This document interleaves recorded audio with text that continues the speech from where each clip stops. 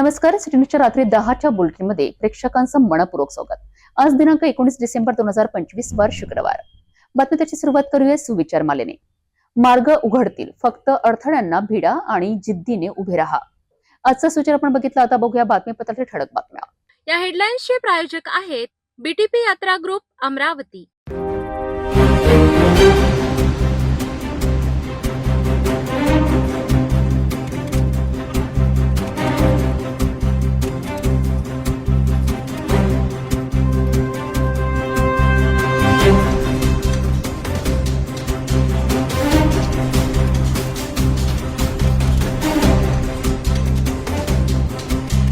आपण ठळक बातम्या बघितल्या. आता घेऊया छोटासा ब्रेक.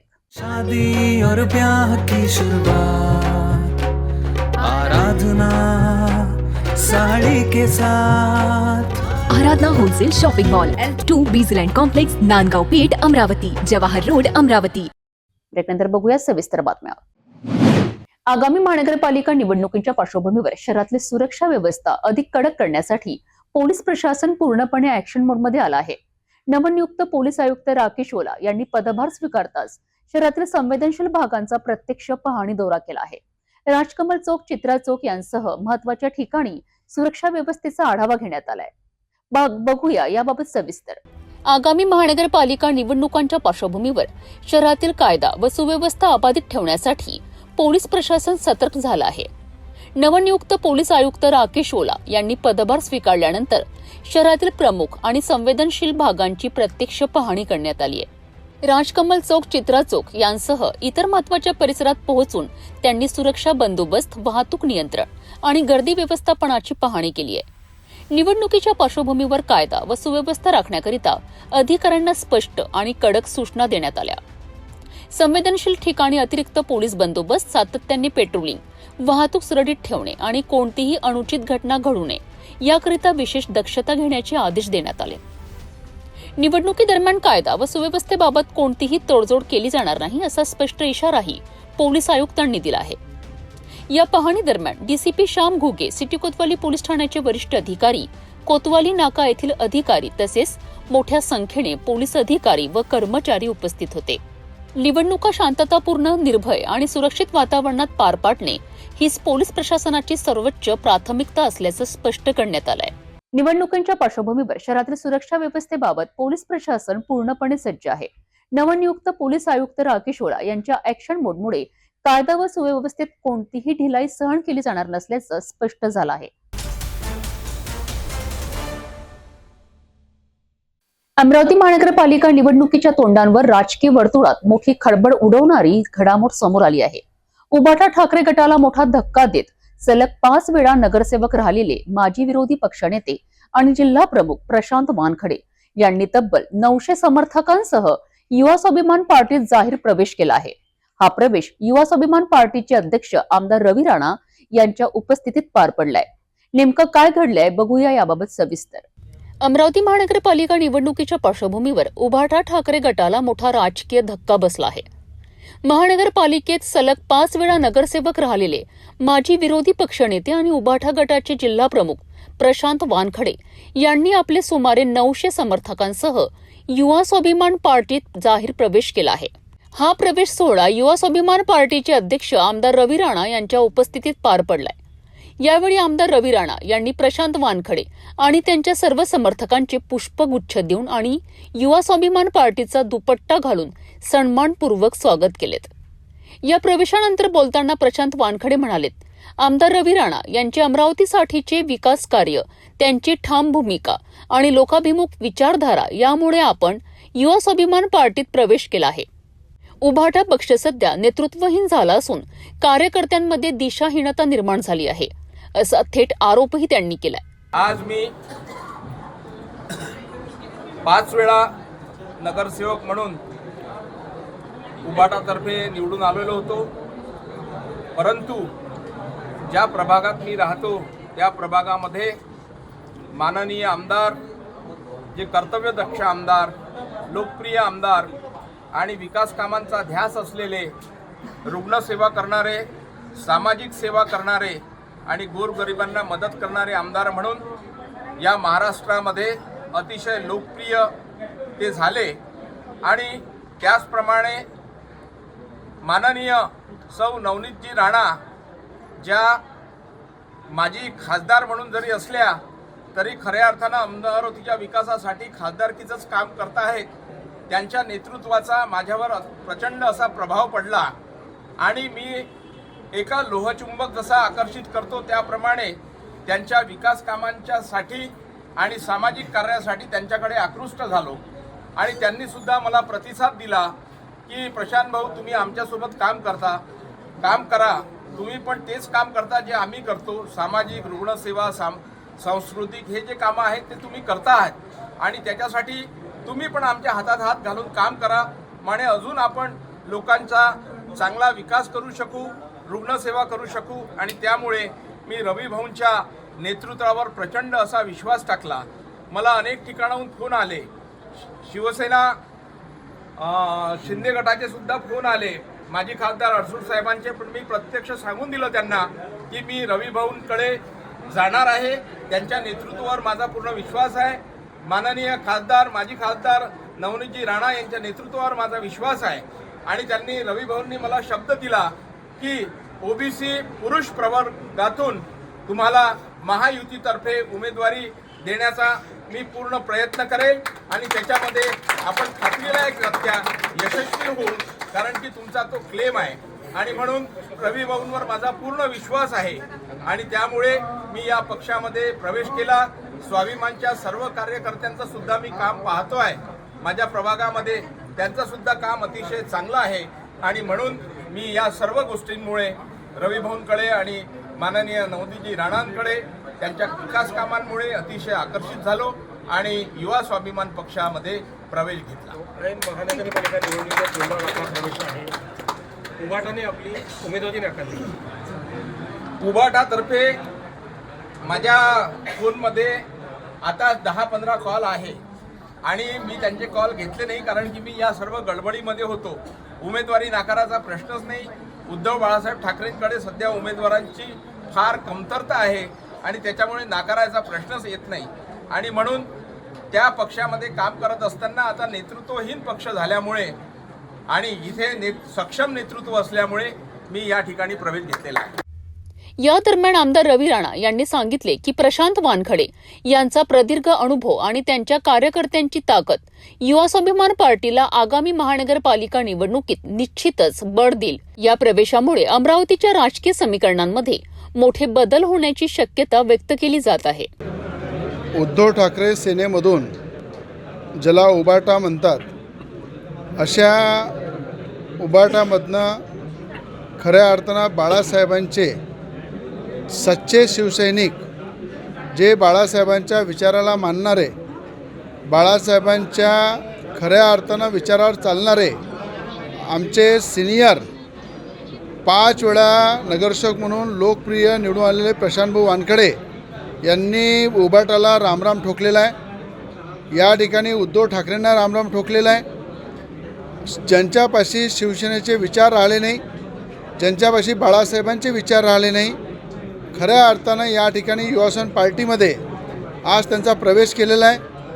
अनेक काही नगरसेवकांनी उबाटांच्या एकनाथ शिंदे शिवसेनेमध्ये काल प्रवेश केला. अनेक उबाटाच्या शिवसेनेच्या नगरसेवकांनी भाजपमध्ये प्रवेश केला. पण आज या उबाटाचे सिनियर नगरसेवक, लोकप्रिय नगरसेवक प्रशांतभाऊ वानखडे, ज्यांना खऱ्या अर्थानं बाळासाहेबांचे विचार त्यांच्या हृदयामध्ये आहे आणि त्यांना वाटत होतं, खतखत होती की उद्धव ठाकरेंनी बाळासाहेबांचे विचार सोडून जो काँग्रेसचा हात पकडला तेव्हापासूनच ते बेचैन झाले होते आणि वारंवार ते माझ्या संपर्कामध्ये होते. आज त्यांनी योग्य वेळी युवासन पार्टीमध्ये प्रवेश केला. ओबीसी पुरुषामध्ये त्यांना कशा प्रकारे लढवायचं ती पूर्ण आमच्या महायुतीमध्ये रणनीती आम्ही करणार आहे आणि त्या रणनीतीनुसार आज उबाटामधले सिनियर नगरसेवक युवासन पार्टीमध्ये प्रवेश केला आहे. प्रशांत भाऊचं मी मनापासून स्वागत करतो आणि बाळासाहेबांच्या विचाराचे सगळेच जे कार्यकर्ते आहे ते काही भाजपमध्ये आहे, काही एकनाथजी शिंदेसोबत आहे आणि काही युवासन पार्टीसोबत आहे. त्यामुळे या परिवारामध्ये मी त्यांचं स्वागत करते. अमरावती महानगरपालिका निवडणुकीआधी घडलेली ही मोठी राजकीय उलथापालट उभाटा गटासाठी धोक्याची घंटा ठरते आहे. आणि युवा स्वाभिमान पार्टीला किती बळ मिळते हे येणाऱ्या निवडणुकीत स्पष्ट होणार आहे.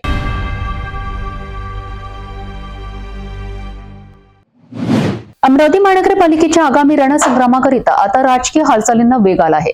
राजापेठ येथील युवा स्वाभिमान पार्टीच्या मुख्य कार्यालयात आजपासून उमेदवारांच्या मुलाखतींना सुरुवात झाली आहे. पहिल्याच दिवशी इच्छुकांनी मोठी गर्दी केली होती, तर निवड समितीने 123 उमेदवारांची कसून चाचणी केली आहे. पाहूया या प्रक्रियेचा सविस्तर आढावा.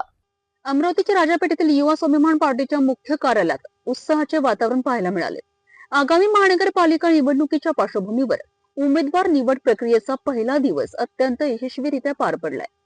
एकूण 438 इच्छुकांनी उमेदवाराकरिता अर्ज दाखल केले असून त्यापैकी पहिल्या दिवशी 123 उमेदवारांच्या मुलाखती पार पडल्यात. यावेळी इच्छुकांच्या सामाजिक कार्याचा अनुभव, त्यांची पक्षनिष्ठा आणि स्थानिक प्रश्नांची जाण यावर निवड समितीने भर दिलाय. राष्ट्रीय अध्यक्ष निळकंठराव कात्रे यांच्या मार्गदर्शनाखाली ही प्रक्रिया पार पडली आहे. यावेळी समितीमध्ये सुनील राणा, प्राध्यापक अजय गाडे, नंदीश अंबाडकर यांच्यासह कोर कमिटीचे अनेक दिग्गज सदस्य उपस्थित होते. उमेदवारांची ही गर्दी पाहता युवा स्वाभिमान पार्टी यावेळी पूर्ण ताकदीनिशी निवडणुकीच्या मैदानात उतरणार असल्याचे स्पष्ट होत आहे. आगामी काळात उर्वरित उमेदवारांच्या मुलाखती पार पडणार असून कोर कमिटी अंतिम नावाची घोषणा करेल. युवा स्वाभिमान पार्टीच्या या सक्रियतेमुळे अमरावतीच्या राजकीय वर्तुळात खळबळ उडाली आहे.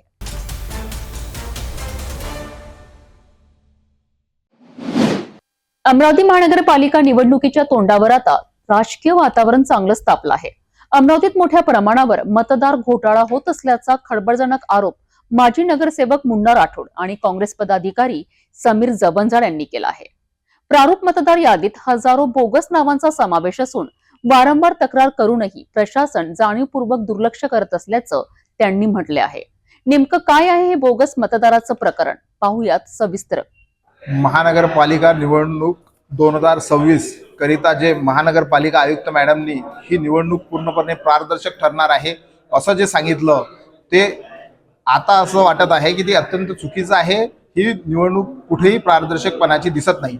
आम्ही प्रारूप यादीवर 8/12/2025 काही नगरसेवक, माजी नगरसेवक व मी स्वतः काही बाबतीत आक्षेप घेतला होता. त्यामध्ये मुख्यतः आक्षेप आमचे मित्र सारंग राऊत हे जे भाजपाचे कार्यकर्ते आहे त्यांच्या घरामध्ये एक 200च्या जवळपास मतदान आढळून आले. आजही ते मतदान तसेच आहे.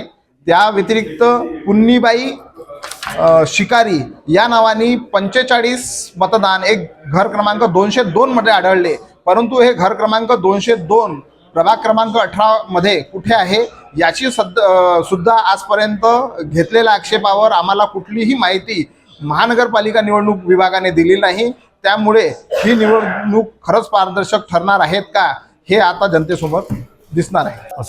19 नोव्हेंबर रोजी आम्ही एक पत्रकार परिषद घेतली होती आणि त्या पत्रकार परिषदेमध्ये आम्ही आरोप केले होते की बाबा जे 20 तारखेला प्रारूप मतदार यादी घोषित होणार आहे त्याच्या त्या यादीमध्ये मोठ्या प्रमाणात घोळ आहे आणि जवळपास 70-80 हजार मताची वाढ केलेली आहे आणि प्रत्येक प्रभागात 2 ते 10 हजारपर्यंत मतदान वाढवण्यात आलेलं आहे आणि त्या मतदानाचा अजूनही पत्ता नाही, त्याचा ॲड्रेस नाही त्या यादीमध्ये. हा आरोप आम्ही केल्यानंतर 2020 मध्ये जे प्रारूप मतदार यादी घोषित झाली त्या आमचे आरोप सिद्ध झाले की त्याप्रमाणे तसंच होतं. एका घरामध्ये 200 बोगस मतदानाचा ॲड्रेस मिळालं. एका ठिकाणी ते पुन्नीबाई म्हणून त्याचा 45 मतदारांचं नाव बोगस निघालं. त्यानंतर काय झालं की 90% मतदार यादीमध्ये मतदाराच्या अनुक्रमांक, भाग क्रमांकाचा पत्ताच नाही, ॲड्रेसच नाही. तर आम्ही निवडणूक अधिकाऱ्यांनी म्हटलं तुम्ही कसं टॅली करणार आहे की मी या प्रभागात राहतो किंवा नाही राहत. तर त्यांचं असं म्हणणं आहे. मग आम्ही त्या ऑब्जेक्शन घेतलं. ऑब्जेक्शन घेतल्यानंतर आम्ही हिअरिंग झालं आमचं सर्वांचं. अनेक लोकांचे 950 लोकांनी ऑब्जेक्शन घेतले. हिअरिंग झाला.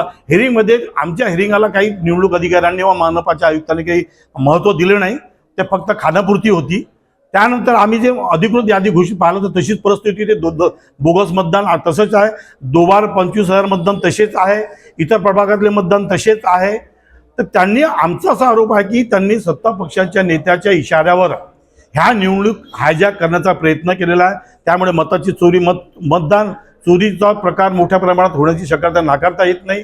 आणि ही जी निवडणूक प्रक्रिया आहे याच्यामुळे हजारो मतदान निवडणुकीपासून, मतदानापासून वंचित राहण्याची शक्यता नाकारता येत नाही. आपण काही आता आम्ही या संदर्भात ज्या निवडणूक अधिकाऱ्याकडे आम्ही आक्षेप घेतला होता, ज्या अभियंता आक्षेप घेतला होता, त्यांनी खानापूर्ती करून आमच्या याला कचराची जी टोपली दाखवली, आमचं निवडणूक त्याची दखल घेतली नाही. या संदर्भात आम्ही राज्य निवडणूक आयोग आणि केंद्र निवडणूक आयोगाला तक्रार करणार आहे.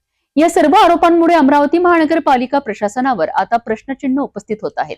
जर या बोगस मतदारांची नावे वेळीच वगळली नाहीत तर हे प्रकरण थेट निवडणूक आयोगांपर्यंत नेण्याचा इशारा देण्यात आला आहे. आता प्रशासन यावर काय पाऊल उचलत आहे हे पाहणं महत्त्वाचं ठरेल. अमरावती महानगरपालिकेच्या आगामी रणधुमाळीसाठी आता प्रशासकीय हालचालींना वेग आला आहे. 2025-26च्या सार्वत्रिक निवडणुकींच्या पार्श्वभूमीवर एक अत्यंत महत्त्वाची आढावा बैठक पार पडली आहे. निवडणूक निर्णय अधिकारी तथा महापालिका आयुक्त सौम्या शर्मा चांडक यांच्या उपस्थितीत राजकीय पक्षांच्या प्रतिनिधींसोबत नेमकी काय चर्चा झाली आहे, प्रशासनाची तयारी कितपत आहे, पाहूया या विशेष बातमीमध्ये. अमरावती महानगरपालिका निवडणूक 2025-26च्या नियोजनाकरिता विश्वरत्न डॉक्टर बाबासाहेब आंबेडकर सभागृहात महत्त्वपूर्ण बैठक संपन्न झाली आहे.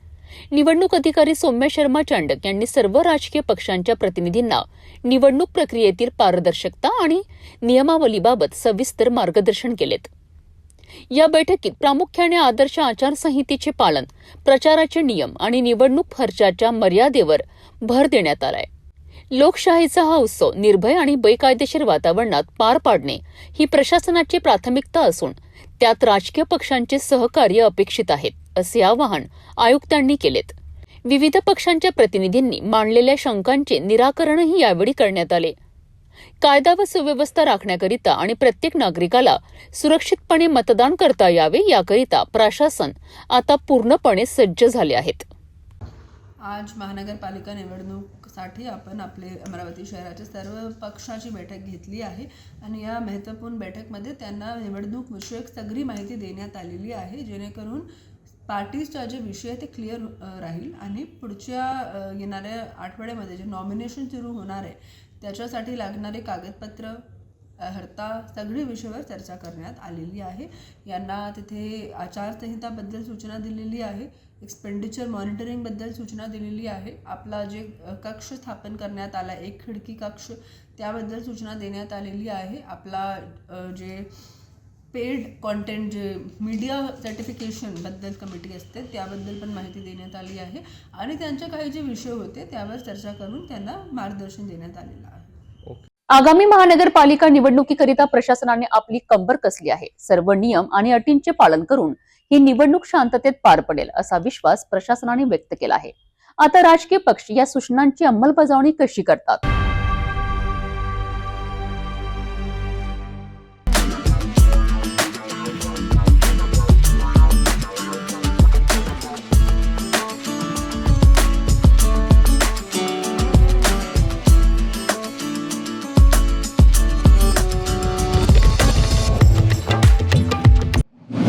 ज्या कचरा संकलन ठेक्याकडनं शहराच्या स्वच्छतेची अपेक्षा होती तोच ठेका आता वादाच्या भोवऱ्यात सापडला आहे. 1 तारखेपासून सुरू झालेल्या कोणार्क कंपनीच्या कामात पहिल्याच 15 दिवसात मोठी अनियमितता समोर आली असून एका व्हायरल व्हिडिओने खळबळ उडून दिली आहे. अमरावती शहरात कचरा संकलनाकरिता कोणार्क कंपनीला कंत्राट देण्यात आले आहे. करारातील अटीनुसार कचरा संकलनासाठी वापरण्यात येणाऱ्या सर्व गाड्या या ब्रँड न्यू असणे बंधनकारक आहेत. मात्र सोशल मीडियावर व्हायरल झालेल्या एका व्हिडिओने या दाव्याची पोलखोल केली आहे. व्हिडिओमध्ये दिसणारी गाडी अत्यंत जीर्ण आणि दयनीय अवस्थेत आहे. अवघ्या 15 दिवसात नवीन गाडीची अशी अवस्था होणे अशक्य असल्याचा दावा नागरिक करीत आहेत. त्यामुळे कंपनीने केवळ जुन्या गाड्यांना टोनिंग म्हणजेच वरून रंगरंगोटी करून नवीन म्हणून रस्त्यावर उतरवले आहेत का, असा संशय बळावला आहे. या प्रकारामुळे अमरावती महानगरपालिकेच्या संबंधित विभागाच्या भूमिकेवरही आता प्रश्नचिन्ह उपस्थित होत आहे. या प्रकरणाचा व्हिडिओ व्हायरल झाल्यानंतर आता नागरिकांमधून संताप व्यक्त केला जात आहे. महानगरपालिका या प्रकरणाची चौकशी करून कोणार्क कंपनीवर कठोर कारवाई करणार का, की याकडे जाणीवपूर्वक दुर्लक्ष केले जाणार, याकडे संपूर्ण शहराचे लक्ष लागले आहे. अमरावती महानगरपालिकेच्या आगामी निवडणुकांची बिगुल वाजले असून प्रशासनाने कंबर कसली आहे. निवडणूक प्रक्रिया पारदर्शक आणि सुव्यवस्थित पार पाडण्याकरिता महापालिका आयुक्त सौम्या शर्मा चांडक यांच्या अध्यक्षतेखाली एक अत्यंत महत्त्वाची आढावा बैठक पार पडली आहे. निवडणूक तयारी नेमकी कुठपर्यंत आली आहे आणि प्रशासनाने कोणते कडक निर्देश दिले आहेत, बघूया या सविस्तर रिपोर्टमध्ये. अमरावती महानगरपालिकेच्या कॉन्फरन्स हॉलमध्ये सकाळी 11 वाजता निवडणूक अधिकारी तथा आयुक्त सौम्या शर्मा चांडक यांच्या उपस्थितीत सर्व विभाग प्रमुखांची बैठक पार पडली आहे. या बैठकीत आचारसंहिता कक्षाचे व्यवस्थापन, कायदा व सुव्यवस्था आणि निवडणूक पथकांचे नियोजन यावर सखोल चर्चा करण्यात आली आहे. विशेषतः मनुष्यबळ विकास, मतमोजणी केंद्रांची स्वच्छता, स्ट्रॉंग रूमची सुरक्षा आणि कर्मचाऱ्यांचे प्रशिक्षण या प्रत्येक मुद्द्यांवर आयुक्तांनी बारकाईने आढावा घेतला आहे. निवडणुकीदरम्यान कोणत्याही प्रकारची त्रुटी राहू नये याकरिता एक खिडकी योजना आणि वाहतूक नियोजनावरही बैठकीत शिक्कामोर्तब करण्यात आले. एकूणच आगामी निवडणूक निर्भय आणि पारदर्शक वातावरणात पार पाडण्याकरिता अमरावती महापालिका प्रशासन सज्ज झाले आहेत. सर्व अधिकाऱ्यांना वेळेत कारवाई करण्याचे निर्देश आयुक्तांनी दिले असून आता प्रत्यक्ष निवडणुकीच्या कामाला वेग येणार आहे. लोकशाहीचा सर्वात मोठा उत्सव म्हणजे निवडणूक आणि या उत्सवात प्रत्येक मत मोलाचे असते. आगामी अमरावती महानगरपालिका सार्वत्रिक निवडणूक 2025-26च्या या पार्श्वभूमीवर शहरात मतदानाची टक्केवारी वाढवण्याकरिता महानगरपालिका प्रशासनाने कंबर कसली आहे. मतदानाचा वाढावा टक्का, महानगरपालिकेचा निर्धार पक्का असा संदेश देत आयुक्त सौम्या शर्मा चांडक यांच्या मार्गदर्शनाखाली नवमतदारांना साथ घातली जात आहे. पाहुयात या मोहिमेचा सविस्तर वृत्तांत. अमरावती महानगरपालिकेच्या स्वीप विभागामार्फत सध्या शहरात विविध जनजागृती उपक्रम राबविले जात आहेत. याचाच एक भाग म्हणून श्री शिवाजी कला व वाणिज्य महाविद्यालय येथे एका विशेष कार्यक्रमाचे आयोजन करण्यात आले होते. यावेळी उपस्थित 500हून अधिक नवमतदारांना मतदानाची सामूहिक शपथ देण्यात आली. लोकशाहीत मतदानाचे महत्त्व काय आहे आणि प्रत्येक मत शहराच्या भविष्यासाठी कसे निर्णायक ठरू शकते याचे मार्गदर्शन यावेळी विद्यार्थ्यांना करण्यात आले. या मोहिमेकरिता स्वीप नोडल अधिकारी डॉक्टर प्रकाश मेश्राम, सहाय्यक कार्यक्रम अधिकारी पंकज कुमार सपकाळ, प्रभारी प्राचार्य साबळेसर यांच्यासह मनपाच्या शिक्षण विभागातील अधिकारी व कर्मचारी मोठ्या संख्येने उपस्थित होते. केवळ मतदान करणेच नव्हे तर इतरांनाही प्रोत्साहित करणे हा या मोहिमेचा मुख्य उद्देश आहे. अमरावती महानगरपालिकेने आपला निर्धार पक्का केला आहे. आता वेळ आपली आहे. जर तुम्ही 18 वर्ष पूर्ण केली असतील तर मतदार म्हणून नोंदणी करा आणि मतदानाच्या दिवशी आपला हक्क नक्की बजावा, कारण तुमचे एक मत शहराचे भविष्य बदलू शकते.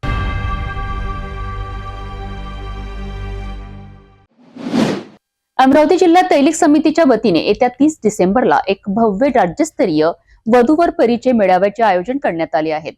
केवळ उपवधूवरांचा परिचयच नव्हे तर समाज प्रबोधन आणि सामाजिक बांधिलकी जपणारे अनेक उपक्रम या निमित्ताने राबवले जाणार आहेत. या कार्यक्रमाच्या नियोजनाबाबत नेमकी काय माहिती देण्यात आली आहे, पाहूया. आपणास विनंती याच्यासाठी आपण आज पत्रकार परिषद घेतली की ज्या ठिकाणी आपला मेळावा ठरला होता एक मागील 10-15 दिवसा पहिले ते प्रेस झाली आणि त्या सर्व पेपरमध्ये पण हा विषय आलाय की सांस्कृतिक भवन येथे जो मेळावा घेतला तो मेळावा सांस्कृतिक भवनमध्ये आमचा होत नाही आहे. एक काहीतरी महानगरपालिकेचे जी आपला विलक्षण आचारसंहितेमुळे 16 ते 26 त्यांनी कुठलंही बुकिंग सर्व बुकिंग कॅन्सल केलं आणि तो मेळावा आपण छत्रपती भवन PDMCचं ज्या ठिकाणी आपण आता ते बुक केलं आहे आणि तिथे तो मेळावा एक मेळावा समाजाचा एकच मेळावा होत आहे. ज्या समाजाचे आमच्या तेली समाजाचे 3 मेळावे व्हायचे तो आपण एक करण्याचा प्रयत्नात आम्ही यशस्वी झालो आणि समाज बांधवांनी यासाठी सर्वांनी सहकार्य केलं. तो भव्य दिव्य मेळावा आपण PDMCच्या बाजूला छत्रपती शिवाजी सभागृहामध्ये तो आयोजित करत आहे 30 तारखेला. तरी आपल्या माध्यमातून समाज बांधवांना सर्वांना ही बातमी ही कळावी आणि हा पत्ता नवीन कळावा यासाठी आपण ही पत्रकार परिषद घेतलेली आहे. तर हा होता अमरावतीतील भव्य तेली समाज महामेळाव्याचा आढावा. 30 डिसेंबरला होणाऱ्या या कार्यक्रमात रेशीम काठ या पुस्तकेच्या विमोचनासोबतच समाजातील मान्यवरांचा सत्कारही केला जाणार आहे. अमरावती जिल्हा तैलिक समितीचे अध्यक्ष आणि पदाधिकारी या मेळाव्यासाठी विशेष परिश्रम घेत आहेत.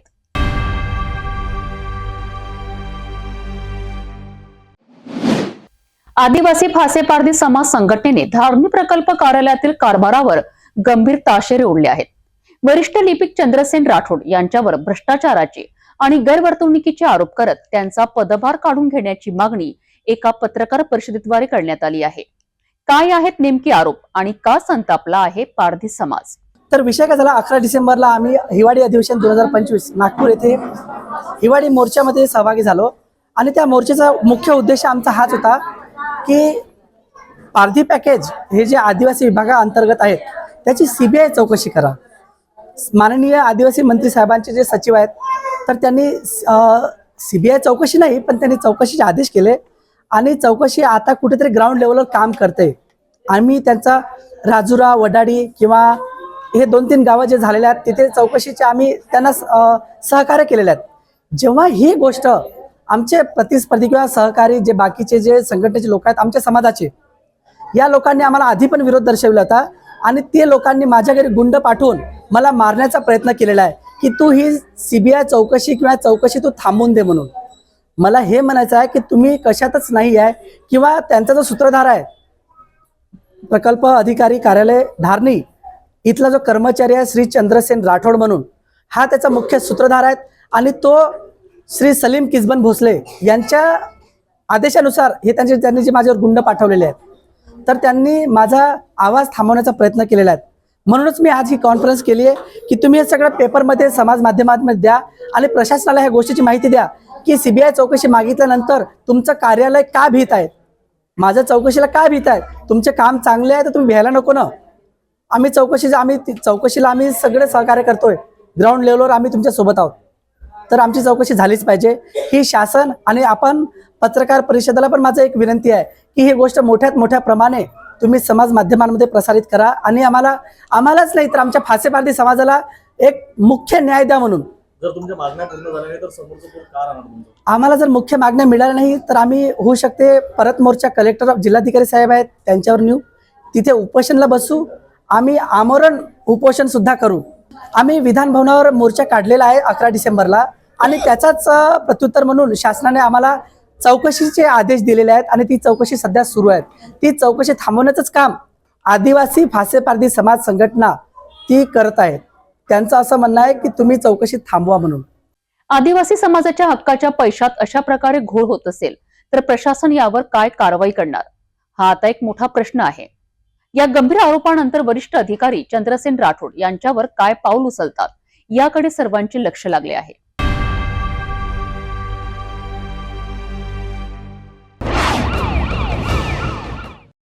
शहरात हत्येचे सत्र थांबण्याचे नाव घेत नाहीये. नवे पोलीस आयुक्त राकेश ओला पदभार स्वीकारण्याच्या पूर्वसंध्येला भाजी बाजार परिसरातील प्रॉपर्टी ब्रोकर पवन वानखडे यांच्या हत्येची शाई वाढते ना वाढते. तोच आता नांदगाव पेठ परिसरात एका 24 वर्षाच्या तरुणाची भर दिवसा हत्या करण्यात आली आहे. या घटनेमुळे संपूर्ण जिल्ह्यात भीतीचे वातावरण पसरले असून कायदा आणि सुव्यवस्थेवर प्रश्नचिन्ह उपस्थित केले जात आहे.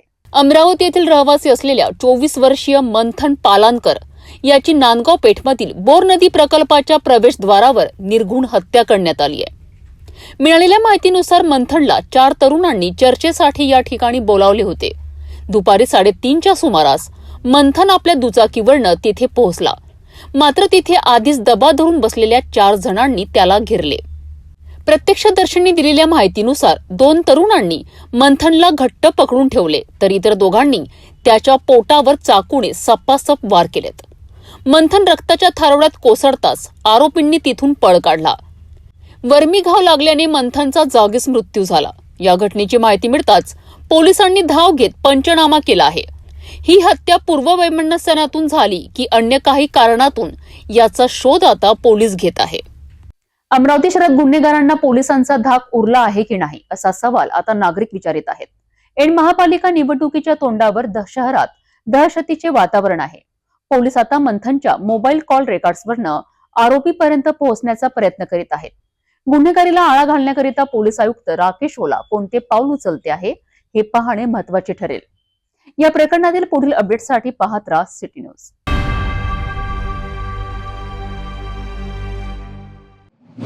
अमरावती जिल्ह्यातून एक अत्यंत दुःखद बातमी समोर आली आहे.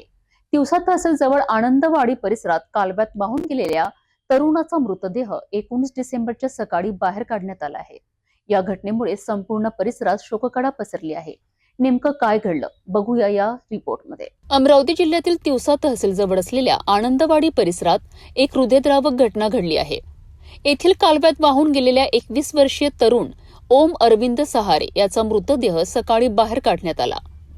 मिळालेल्या माहितीनुसार ओम सहारे हा काल कालव्याच्या काठावर पाय धुण्यासाठी गेला असताना अचानक त्याचा तोल गेला. जोरदार प्रवाहामुळे तो कालव्यात वाहून गेला. या घटनेची माहिती मिळताच DRAFचे पथक, पोलीस आणि प्रशासन तातडीने घटनास्थळी दाखल झालेत. रात्रभर आणि आज सकाळपर्यंत शोध मोहीम सुरू होती. अखेर सकाळी आनंदवाडीपासून सुमारे 1 किलोमीटर अंतरावर कालव्यात तरुणाचा मृतदेह आढळून आलाय. या घटनेमुळे कुटुंबियांवर दुःखाचं डोंगर कोसळलं असून परिसरात हळहळ व्यक्त केली जात आहे. पोलिसांनी मृतदेह ताब्यात घेत पुढील कायदेशीर प्रक्रिया सुरू केली आहे. एका क्षणाच्या दुर्लक्षामुळे एक तरुणाचा जीव गमावल्याची ही घटना मन हेलावून टाकणारी आहे. प्रशासनाकडनं पुढील तपास सुरू असून परिसरात शोककळा पसरली आहे. तपोवनपासून फक्त 1.5 किलोमीटर अंतरावर राधानगरी लेआउट लेक व्ह्यू प्लॉटसह मोजकेच प्लॉट शिल्लक. त्वरित संपर्क करा 9930706667 किंवा 7620433325 या क्रमांकावर. आगामी महानगरपालिका आणि जिल्हा परिषद निवडणुकांच्या पार्श्वभूमीवर नागपूर शहरात पोलीस प्रशासन अलर्ट मोडवर आहे. संवेदनशील भागांमध्ये सघन पेट्रोलिंग, शोध मोहीम आणि धरपकड सुरू असून काही ठिकाणी शस्त्रसाठेही जप्त करण्यात आलाय. शहरात शांतता अबाधित राहावी याकरिता पोलिसांनी नागरिकांना सतर्क राहण्याचं आवाहन केलं आहे. नेमकं काय सुरू आहे पोलीस कारवाईत बघूया हा सविस्तर रिपोर्ट. गेल्या काही दिवसांपासून शहरातील कायदा व सुव्यवस्था अबाधित ठेवण्याकरिता पोलीस प्रशासनाकडनं सघन पेट्रोलिंग आणि सर्च ऑपरेशन राबविण्यात येत आहे. विशेषतः गणेशपेठ आणि 5 पोलीस सारख्या संवेदनशील भागांमध्ये संशयास्पद हालचालींची माहिती मिळाल्यानंतर तपास अधिक तीव्र करण्यात आलाय. या कारवाई दरम्यान विविध ठिकाणी तपासणी करण्यात आली असून काही ठिकाणांहून शस्त्रसाठा जप्त करण्यात आला आहे. काही संशयित आरोपी सध्या फरार असून त्यांचा शोध घेण्याकरिता विशेष पथक कार्यरत आहे. आगामी महानगरपालिका आणि जिल्हा परिषद निवडणुकांच्या पार्श्वभूमीवर कोणतीही अनुचित घटना घडू नये याकरिता पोलिसांनी धरपकड मोहीम अधिक वेगाने राबवण्यास सुरुवात केली आहे. दरम्यान नागरिकांनीही पोलिसांना सहकार्य करावेत. कोणतीही संशयास्पद व्यक्ती किंवा गुन्हेगार हालचाली दिसल्यास तात्काळ पोलिसांना कळवावं असे आवाहन प्रशासनाकडून करण्यात आलं आहे. आपत्कालीन परिस्थितीत नागरिकांनी 112 या क्रमांकावर संपर्क साधावा असंही पोलिसांनी स्पष्ट केलं आहे. कई दिनों से हम लोग इंटेंसिवली पेट्रोलिंग और सर्च कर रहे हैं जिससे शहर में शांतता रहे और कोई भी अनलॉफुल एक्टिविटी कोई ना करे. इस डायरेक्शन में हमने काफ़ी सर्चेज में कुछ अभी हथियार भी जब्त किए हैं और हमारी पुलिस जो है, क्योंकि ये एरिया काफ़ी सेंसिटिव है, इसमें तहसील गणेशपेठ और 5 पावली इस एरिया में हमें कुछ इन्फॉर्मेशन थी कि कुछ लोग यहाँ पे बैठते हैं, कोई ड्रग्स के बारे में या फिर कुछ इलिसिट हथियार रखते हैं. तो आज सभी इस एरिया में हमने चेकिंग की. हमारी पूरी फोर्स यहाँ पे थी, हमारे डिप्टी कमिश्नर, ACP और बाकी PI पूरा स्टाफ था. इस डायरेक्शन में आज कार्रवाई यहाँ पे की है. देखिए हमने यही बोला है कि एक तो सर्चेज हमने किए हैं, उनके परिवार के मेंबर्स को भी जो अभी जो भागे हुए हैं वो आरोपियों के बारे में हमें बताएं. नहीं तो हम उनकी खोज में तो है ही, पर जितनी जल्दी हम लोग उसको पकड़ पाएंगे वो एक अच्छा रहेगा. ताकि अभी इलेक्शंस भी हैं, कॉर्पोरेशन इलेक्शंस हैं, जिला परिषद इलेक्शंस भी हैं, तो उस तरीके से हम लोग अपनी इंटेंसिफाई कर रहे हैं. पेट्रोलिंग और धरपकड़ चालू है हमारी. देखिए मैं यही बोलना चाहूँगा कि आप सतर्क रहें. आपको कोई भी इस तरह का क्रिमिनल नज़र आता है या कोई क्रिमिनल एक्टिविटी नज़र आती है तो उसके बारे में हमें बताएं. हमारी फोर्स इमीडिएटली उस पर एक्ट करेगी. 112 जो नंबर है उस पर आप बता सकते हैं या पर्सनली आके बता सकते हैं. हमारे ऑफिसर्स को मिल सकते हैं, मेरे ऑफिस में भी आके आप बता सकते हैं. हम लोग उसके ऊपर कार्रवाई करेंगे. निवडणुकीच्या पार्श्वभूमीवर शहरात शांतता राखण्याकरिता पोलीस प्रशासन सज्ज असून कोणतीही गैरकृत्य खपवून घेतली जाणार नाहीत असा स्पष्ट इशारा देण्यात आला आहे. नागरिकांच्या सहकार्याने सुरक्षित आणि शांत शहर शक्य आहे.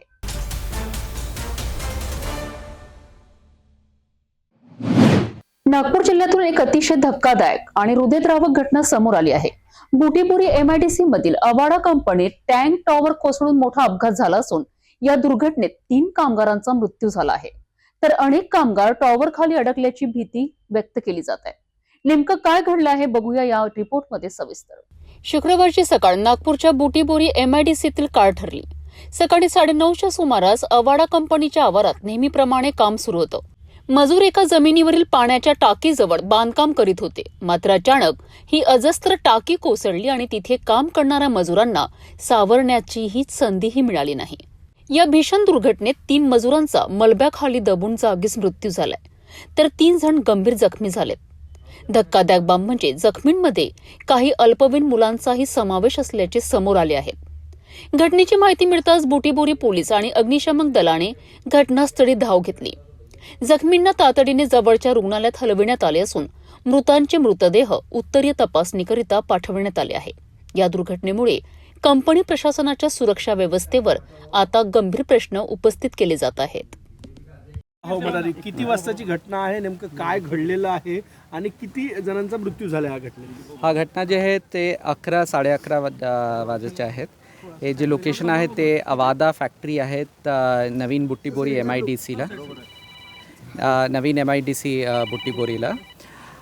सध्याचे जे इन्फॉर्मेशन आहे 3 लोकांचे मृत्यू झालेला आहेत. 3 लोक क्रिटिकली इंजर्ड ICUला आहेत मेयो हॉस्पिटलला आणि 4 लोक जे आहेत त्यांना किरकोळ जखम झालेले आहेत. फॅक्टरीमध्ये एक मोठा मॉड्युलर टँक आहे, ते वॉटर टँक आहेत. वॉटर टँकची कॅपॅसिटी सुमारास 150 किलोलिटर्स आहेत.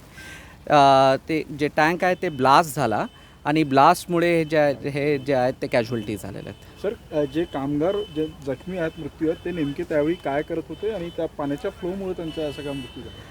हे जे टँक्स आहेत त्याच्या टेस्टिंग जे आहे ते चालू होता आणि हे जे कामगार आहेत ते आजूबाजू त्यांच्या ड्युटी होता. सर, ही नेमकी टँकचं म्हणजे हा टँक कुठला एवढा प्रेशरनी खरं तर मल्टीनॅशनल कंपनी जे टेक्निकल कारण आहे डिशला आम्ही बोलवलं आहे ते इन्स्पेक्शन करून सांग. सर, ही नेमकी कशाची कंपनी आहे? हे सोलर सेल्सची कंपनी आहे. सर, पाण्याचा वापर एवढ्या मोठ्या प्रमाणात कशासाठी होतो नेमका आणि एवढं जमा सगळं करत होतं प्रेशर? नाही, प्रोडक्शन सिस्टम त्यांचे काय आहे ते डिश सांगतील. सर, निष्काळजीपणा तुम्हाला वाटतो काही इतके मृत्यू यामध्ये होता? प्राथमिक काय तुमचा चौकशी सुरू केली? चौकशी जे आहे ते सुरू आहेत. आतापर्यंत आम्ही काही निष्कर्षावर पोहोचले नाहीत. चौकशी पूर्ण होईल त्यानंतर आम्ही डिसाईड करू की काय कारवाई होणार. मयतचे नाव कळू शकेल? हो, मयतचे नाव आमच्या प्रेस नोटमध्ये राहतील. गुन्हे वगैरे दाखल केलेला आहे या सगळ्या प्रकरणात? तुम्ही गुन्हे दाखल करणार आहे? आता चौकशी जे ते सुरू झालेलं आहे. चौकशी चे नंतर आम्ही कारवाई करणार. औद्योगिक सुरक्षिततेचा प्रश्न पुन्हा एकदा ऐरणीवर आला आहे. या दुर्घटनेत जीव गमावलेल्या कामगारांच्या कुटुंबियांवर दुःखाचा डोंगर कोसळला आहे. प्रशासनाकडनं चौकशी सुरू असून पुढील कारवाईकडे सर्वांचे लक्ष लागले आहे.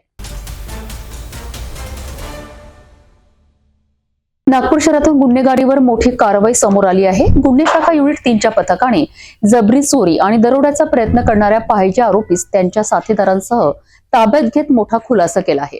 या कारवाईत शहरातील 3 चोरीचे गुन्हे उघडकीस आले असून लाखोंचा मुद्देमाल जप्त करण्यात आला आहे. नेमकं काय आहे कारवाई बघूया सविस्तर रिपोर्ट. नागपूर शहर गुन्हे शाखेच्या युनिट क्रमांक 3च्या पथकाने मोठी आणि महत्वाची कारवाई केली आहे. जबरी चोरी आणि दरोड्याचा प्रयत्न प्रकरणातील पाहायचे असलेला आरोपी त्यांच्या 2 साथीदारांसह ताब्यात घेण्यात आला आहे. या कारवाईत शहरातील वेगवेगळ्या पोलीस ठाण्यांमध्ये दाखल एकूण 3 चोरीचे गुन्हे उघडकीस आले आहेत.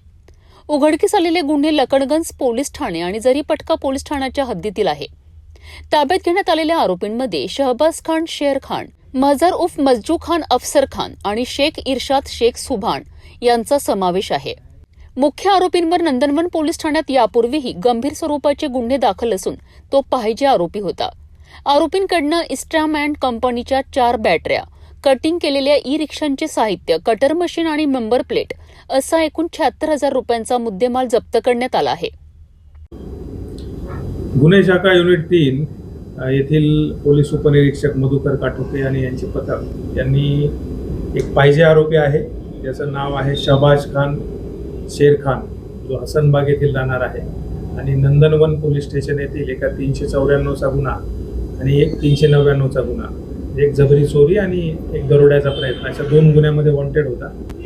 त्याला ताब्यात घेतले होते. त्याच्याकडे केलेल्या चौकशी दरम्यान त्याने त्याचा मित्र मजहर उर्फ मज्जू अफसर खान याच्याबरोबर ई रिक्षाच्या बॅटरी चोरल्याचं, त्याचप्रमाणे ई रिक्षा चोरून एका कबाडाईवाल्याला विकल्याबद्दल आम्हाला निष्पन्न झालं. त्यापैकी 4 बॅटरी आम्ही हस्तगत केलेल्या आहेत. त्याचप्रमाणे कबाडीवाला जो आहे त्याचं नाव आहे शेख इर्शाद शेख सुभान, यालाही ताब्यात घेऊन त्याच्याकडे चौकशी केली असता त्यांनी त्या आरोपींनी चोरलेली ई रिक्षा त्याकडे दिल्यानंतर ती रिक्षा कटिंग करून तिचे पार्ट जे आहेत ते बंगालमध्ये विकल्याचं त्यांनी आम्हाला सांगितलेलं आहे. तिघांनाही ताब्यात घेतलेला आहे. एकूण 76,000 रुपयाचा माल, मुद्देमाल आणि आरोपी यांना आम्ही झरीपटका पोलीस स्टेशन यांच्या ताब्यात पुढील कारवाई आम्ही दिलेला आहे.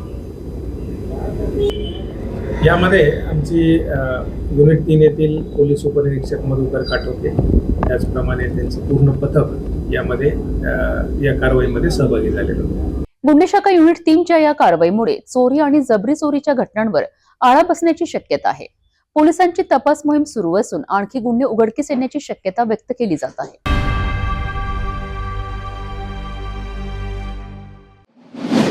एका लोकप्रतिनिधीने सर्वसामान्यांचे पैसे थकवल्याचा आरोप आता थेट आत्मदहनाच्या इशारापर्यंत पोहोचला आहे. 74,000 रुपयांच्या थकबाजीसाठी एक जेसीबी मालकाने आपल्या कुटुंबासह पंचायत समितीच्या उपसभापतींच्या कार्यालयातच स्वतःला संपवण्याची धमकी दिली आहे. काय आहे संपूर्ण प्रकरण, पाहूया सविस्तर. भंडाऱ्याच्या पवनी तालुक्यातील राजकारण आता तापलं आहे, परंतु हे राजकारण विकासाचं नसून वादाचं आहे. विरली खंदार येथील जेसीबी मालक नितेश मोडघरे आणि उपसभापती प्रमोद मेंढे यांच्यातील संघर्ष आता टोकाला पोहोचला आहे. मार्च 2025 मध्ये मुरुम टाकण्याच्या कामासाठी मोडघरे यांनी आपली जेसीबी आणि ट्रॅक्टर भाड्याने दिली होती. काम पूर्ण झालं, परंतु 74,000 रुपयांचं बिल मात्र मिळालेलं नाही. आज देतो उद्या देतो म्हणत उपसभापतींनी टाळाटाळ केल्याचा आरोप मोडघरे यांनी केला आहे. इतकंच नाही तर 4 डिसेंबर रोजी जेव्हा मोडघरे यांनी हक्काचे पैसे मागितले तेव्हा त्यांना फोनवरून शिवीगाळ आणि धमकी देण्यात आली आहे असा आरोप आहे. या प्रकरणी अड्याळ पोलीस ठाण्यात उपसभापतींवर गुन्हाही दाखल झाला आहे. आता या मानसिक त्रासाला कंटाळून नितेश मोडघरे यांनी जिल्हाधिकाऱ्यांना निवेदन दिलं आहे. 15 जानेवारीपर्यंत पैसे न मिळाल्यास उपसभापतींच्या कार्यालयातच सहकुटुंब आत्मदहन करण्याचा इशारा त्यांनी दिला आहे. नितेश श्रीकृष्ण मोडघरे, राहणार विरले खंदार, प्रमोद मारुती मेंढे, उपसभापती पंचायत समिती पवनी यांनी माझी जेसीबी आणि ट्रॅक्टर किरायाने घेऊन गेले. त्यांच्याकडे किरायाचे 74,000 रुपये असल्यामुळे ते मला पैशासाठी टाळाटाळ करत असतात. त्यामुळे मी माझ्या कुटुंबाला घेऊन पंचायत समिती पवनी येथे आत्मदहन करण्याकरिता 15 जानेवारी 2026पर्यंत माझे पैसे दिले नाही तर मी आत्मदहन करेन. एकीकडे विकास कामांच्या गप्पा मारणारे लोकप्रतिनिधी जर सर्वसामान्यांच्या घामाचे पैसे थकवत असतील तर दाद मागायची कोणाकडे, असा प्रश्न आता उपस्थित होतो आहे. 15 जानेवारीपूर्वी प्रशासन यात मध्यस्थी करून हा वाद मिटवणार की जेसीबी मालकाला ते टोकाचे पाऊल उचलावे लागणार, याकडे संपूर्ण भंडाऱ्याचे लक्ष लागले आहे. डिजिटल इंडियाच्या गप्पा मारल्या जात असताना जमिनीवरची परिस्थिती मात्र भयावह आहे. भंडारा जिल्ह्यात सध्या गरिबांच्या हक्काच्या राशनवर तांत्रिक बिघाडाचं सावट पसरले आहे. ई पॉज मशीनच्या सततच्या तक्रारींमुळे गरिबांना तासनतास रांगेत उभं राहूनही रिकाम्या हाताने परतावं लागतं आहे. 20 वेळा अंगठा लावूनही मशीन प्रतिसाद देत नसल्याने दुकानदार आणि कारधारक यांच्यात वादाचे प्रसंग उद्भवत आहेत. पाहुयात काय आहे हा संपूर्ण प्रकार. भंडारा जिल्ह्यातील स्वस्त धान्य दुकानांसमोर संतापाचा लाव्हा पाहायला मिळतोय. गेल्या 8 वर्षांपासून ई पास प्रणाली लागू आहे, परंतु समस्या संपण्याचं नाव घेत नाहीये. सुरुवातीला 2G सिमचा त्रास झाला, आता L1च्या नव्या स्कॅनरने तर कहरच केला आहे. कष्टाने काम करणाऱ्या मजुरांचे आणि वृद्धांचे अंगठे मशीन स्वीकारत नाहीये.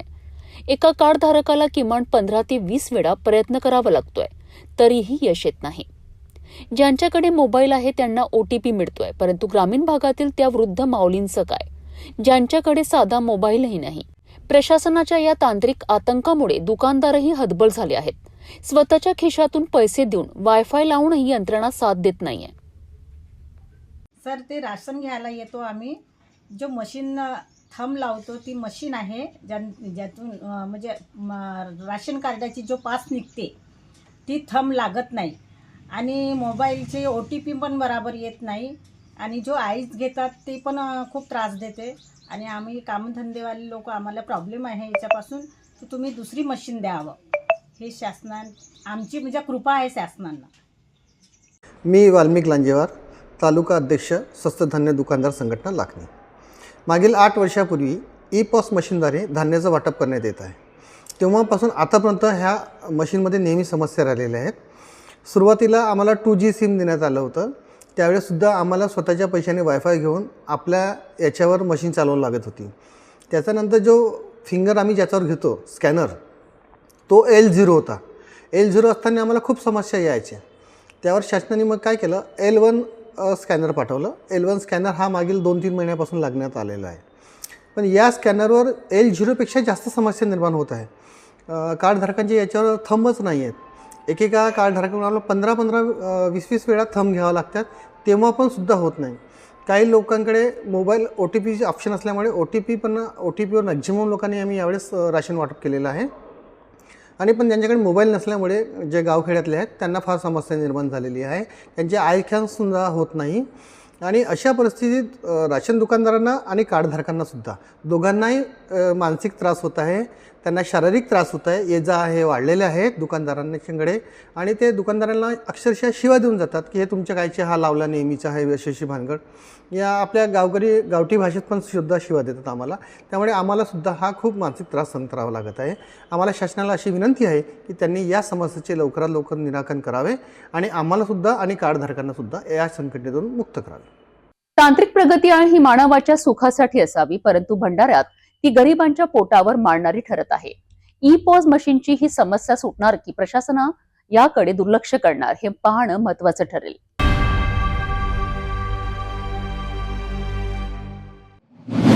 लातूर शहर सकाळी एका वेगळ्याच वातावरणात जागं झालं आहे. थंडीच्या कुशीत आणि धुक्याच्या पांघरुणात संपूर्ण शहर हरवलेलं पाहायला मिळालं आहे. पहाटेपासूनच लातूरवर धुक्याचं दाट सावट पसरलं होतं, ज्याने केवळ दृश्यच नाही तर प्रत्येक लातूरकराचं मनही गाठलंय. नेमकं काय होतं सकाळचं चित्र बघूया यामध्ये सविस्तर. पहाटे 5 वाजताच्या सुमारास लातूर शहर आणि जिल्हाभरात घनघोर धुक्याने आपले साम्राज्य पसरवलंय. छत्रपती शिवाजी महाराज चौकापासून औसा रोड पर्यंतचा संपूर्ण परिसर धुक्याच्या जाड सावलीत पूर्णपणे हरवलेला दिसून आलाय. खिडकीतून बाहेर पाहणाऱ्या लातूरकरांना जणू शहरच धुक्यात विरघळून गेलेलं भासत होतं. शांत, गूढ आणि हृदयाला स्पर्श करणारा हा नजारा अनेकांना बालपणीच्या थंडीच्या आठवणींमध्ये घेऊन गेला. धुक्याचं प्रमाण इतकं जास्त होतं की वाहन चालकांकरिता दृश्यमानता केवळ 50 मीटरपर्यंत मर्यादित राहिली. औसा रोडवरील वाहतूक संथ झाली. बाजारपेठा उशिरा सुरू झाल्यात तर शाळा आणि महाविद्यालयांच्या वेळांमध्ये बदल करावा लागला. हवामान विभागाच्या माहितीनुसार लातूरचं कमाल तापमान 18 अंशांपर्यंत खाली घसरलं आहे. या धुक्यामुळे शेतकऱ्यांच्या चिंतेतही वाढ झाली असून पिकांवर परिणाम होण्याची शक्यता वर्तवली जात आहे. या दरम्यान जिल्हा प्रशासनाकडून नागरिकांना सावधगिरीचा इशारा देण्यात आला आहे. फॉग लाईटचा वापर करा, वाहन सावकाश चालवा आणि अत्यावश्यक कामांशिवाय प्रवास टाळा असं आवाहन करण्यात आलं आहे. धुक्याच्या या पांघरुणात लातूरचं सौंदर्य जरी अधिक खुलून आलं असलं तरी सुरक्षिततेची काळजी घेणं तितकंच आवश्यक आहे. थंडीच्या या आलिंगनात शहरानं नव्या आठवणी कोरल्यात, परंतु सावधगिरीचा हाच खरा उपाय आहे.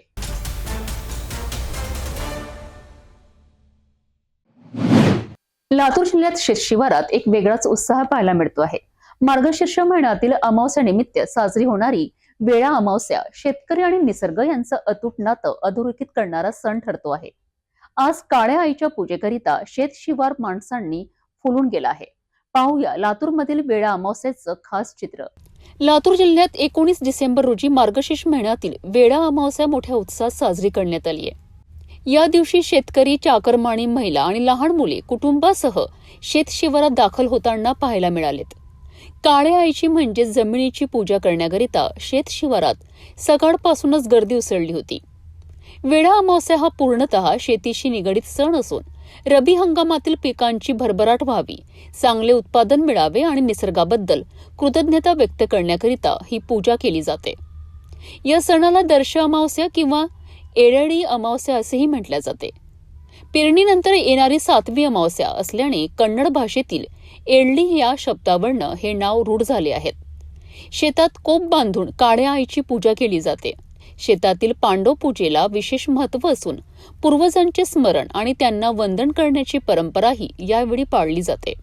ग्रामदेवतेला आंबिलाचा नैवेद्य दाखवून तो शेतातील कोपीवर नेला जातो. यावेळी ज्वारीची भाकर, बाजरीची उंडे, आंबट भात, गोड भात, खीर, आंबील आणि सर्व भाज्यांची भज्जी असा खास स्वयंपाक केला जातो.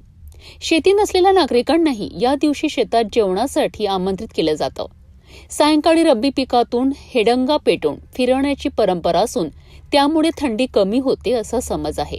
हिरवीगार शेती, फुललेली पिकं आणि निसर्गाच्या सानिध्यात होणारी ही पूजा म्हणजेच शेतकरी आणि निसर्ग यांच्यातील अतूट नात्याचं सुंदर प्रतीक ठरत आहे. मेळा अमावस्या हा एक केवळ सण नाही तर निसर्गाशी जोडलेली शेतकऱ्यांची श्रद्धा आणि परंपरा आहे. हिरव्या शेत शिवारात साजरा होणारा हा उत्सव लातूर जिल्ह्यातील ग्रामीण संस्कृतीचं जिवंत दर्शन घडवितो.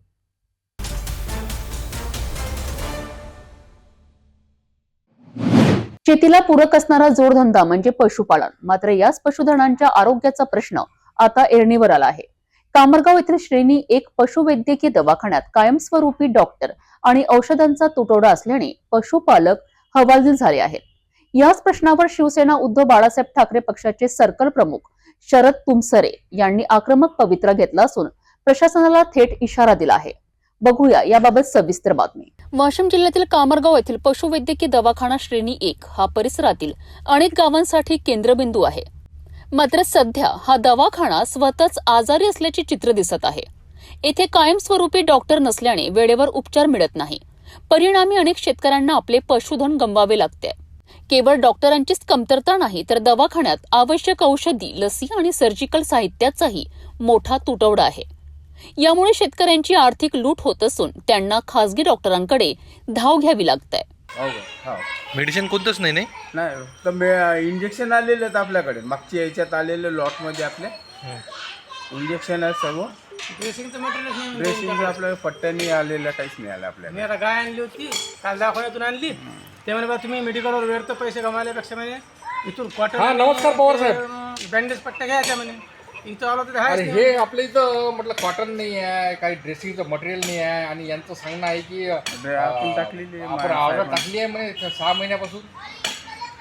मागच्या याच्यातच टाकली.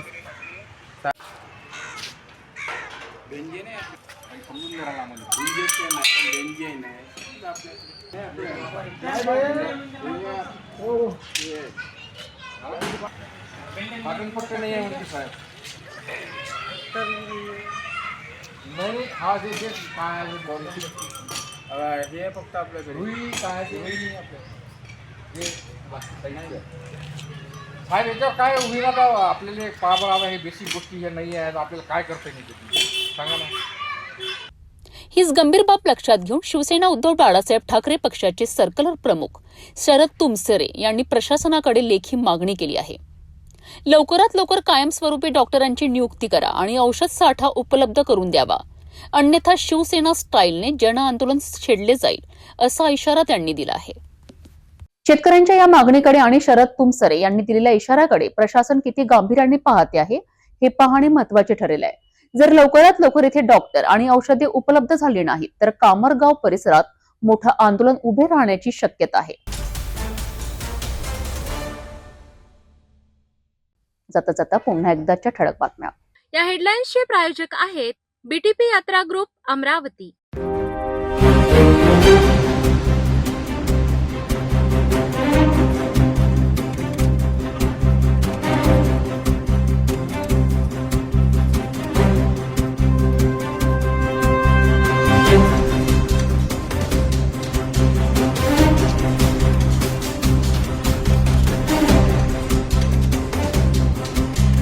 आपण आता सिटी न्यूज चॅनल आपल्या टीव्हीवर बघू शकता. यामध्ये next channel 117, Jio channel 872, GTP channel 73, Fastway channel 256 वर बघू शकाल.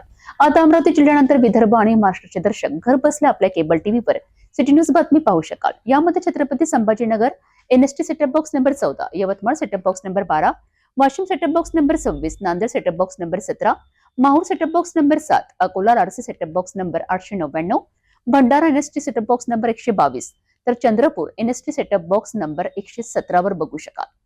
लवकरच आम्ही आपल्यापर्यंत पोहोचणार आहोत. जर आपल्या टीव्हीवर सिटी न्यूज चॅनल दिसत नसेल तर आपण आपल्या केबल ऑपरेटर संपर्क करावा. आपण सिटी न्यूज केबलच्या व्यतिरिक्त युट्यूब, फेसबुक, इंस्टाग्राम आणि ट्विटरवर बघू शकता. याकरिता सोशल मीडिया अकाउंट सबस्क्राईब करा, फॉलो करा, लाईक करा. युट्यूब अकाउंट सबस्क्राईब करण्याकरिता सबस्क्राईब बटनाला क्लिक करा आणि बेल आयकॉन दाबायला विसरू नका, कारण सर्वताधी समाचार आपल्यापर्यंत पोहोचणार आहेत. तसेच सिटी न्यूजचे फेसबुक पेज लाईक करा, इंस्टाग्राम आणि ट्विटर हँडल फॉलो करा.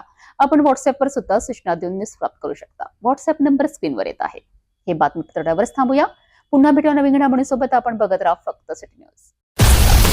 हर खबर पर पैनी नजर, हर मुद्दे पर सटीक वार, यही है सिटी न्यूज की पहचान.